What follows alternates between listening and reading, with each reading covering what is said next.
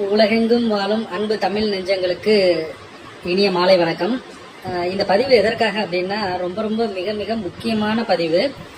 எதற்காக அப்படின்னா இந்த சூழல்ல இன்னைக்கு தேவையான ஒரு பதிவு என்ன அப்படின்னா, இந்தியாவில் அளவுக்கு அதிகமாக சோளம் இறக்குமதி பண்ண போறாங்க. இனிமேட்டு அடுத்தது இந்த சோளம் இறக்குமதி பண்றதுக்கான ஒப்பந்தம் பண்ணியிருக்கிறாங்க அமெரிக்காவோட. இந்த அமெரிக்காவில் வட அமெரிக்காவில் உற்பத்தி ஆகக்கூடிய இந்த சோளம் அந்த நாட்டில் எதற்காக இது பயன்படுத்துறாங்க அப்படின்னு சொல்லி கேட்டீங்கன்னா, கால்நடை தீவனமாக பயன்படுத்துறாங்க. First point. செகண்ட் பாயிண்ட் என்னன்னு கேட்டீங்கன்னா, பசைகள் தயாரிக்கிறதுக்கு ஒட்டுறதுக்கு இந்த இந்த பொருளை பயன்படுத்துறாங்க. இதுக்கு மட்டும்தான் அதிகமாக பயன்படுத்துறாங்க. இந்த மக்காச்சோளத்தை நம்ம விரும்பி சாப்பிடக்கூடிய ஸ்டார் ஹோட்டல்லையோ அல்லது ஸ்நாக்ஸா குழந்தைங்க சாப்பிடக்கூடிய ஸ்வீட் கார்ன் அப்படின்றதா தான் பார்ப்பாங்க. ஆனா இது ஸ்வீட் கார்ன் அப்படின்னு சொல்லக்கூடிய ஒரு உணவுப் பொருள் அல்ல.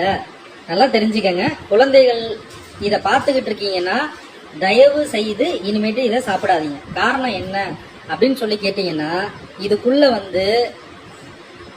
எதெல்லாம் விலங்குகள் உயிரினங்கள் இருக்கோ, பாம்பு, பல்லி, தவளை, எல்லாத்தோடைய தேல், எல்லாத்தோடைய உயிரினங்களுடைய மரபணு ஜீன் இதுக்குள்ள இருக்கு.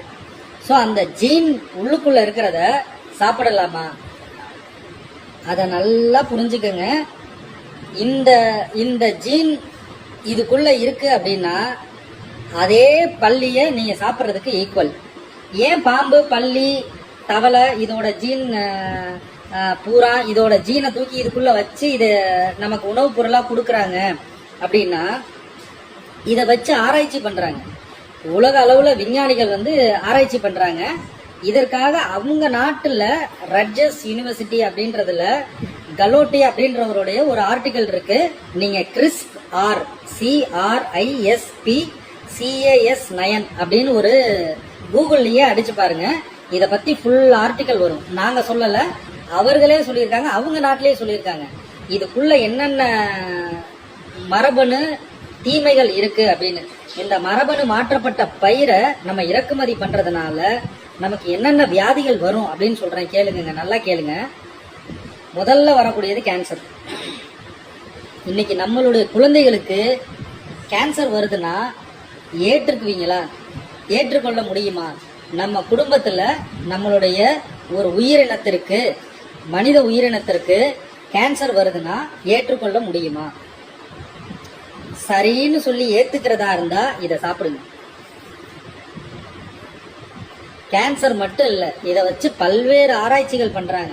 குழந்தை இல்லாம இருக்கிறதுக்காக அவர்களுக்கு என்னென்னலாம் இதை வச்சு கொடுத்தா டெஸ்ட் பண்ணலாமோ, சமீபத்துல நடந்த இந்த கொரோனா கோவிட்லயும் அதற்கு சிகிச்சை கொடுக்க முடியுமா அப்படின்னு பாக்குறாங்க.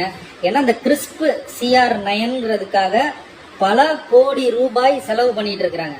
ஸோ அதைத்தான் இன்னைக்கு நம்ம நாட்டில் இறக்குமதி பண்ண போறாங்க. இறக்குமதி இப்போ வரைக்கும் நமக்கு கிடைச்சிட்டு இருக்குது இந்த மரபணு மாற்றப்பட்ட மக்காச்சோளம். ஸோ தயவு செய்து நண்பர்களே, அருமை தமிழ் உறவுகளே, இதை தீயில போட்டு எரிச்சிங்கன்னா கூட இதோட சுவாசம் நம்மளுடைய மண்ணுக்கு தீங்கானது. நல்லா கேட்டுக்கங்க. தீயில போட்டு எரிச்சா கூட இதுல இருந்து வர புகை நம்ம மண்ணுக்கு மட்டும் இல்ல, நம்மளுடைய காற்றுக்கும் பிரபஞ்சத்திற்கும் தீங்கானது. ஸோ அந்த அளவுக்கு இதுல அளவுக்கு அதிகமான ஒரு பாய்சன் இருக்கு. தயவு செய்து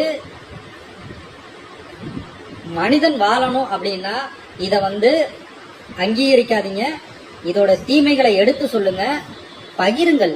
முக்கியமா உங்களுக்கு மட்டும் இதை எடுத்து பார்த்துட்டு இதை போகாதீங்க. தயவு செய்து இதோடைய தீமைகளை எடுத்து எல்லாருக்கும் கூடுமான வரைக்கும் பரவுங்க. மனித சமுதாயம் இருக்கணும் அப்படின்னா பகிருங்க. நன்றி, வணக்கம். தொடர்ந்து இது போல சமுதாயத்துக்கு பயனுள்ள செய்திகளை அடுத்ததா பார்ப்போம். நன்றி, வணக்கம்.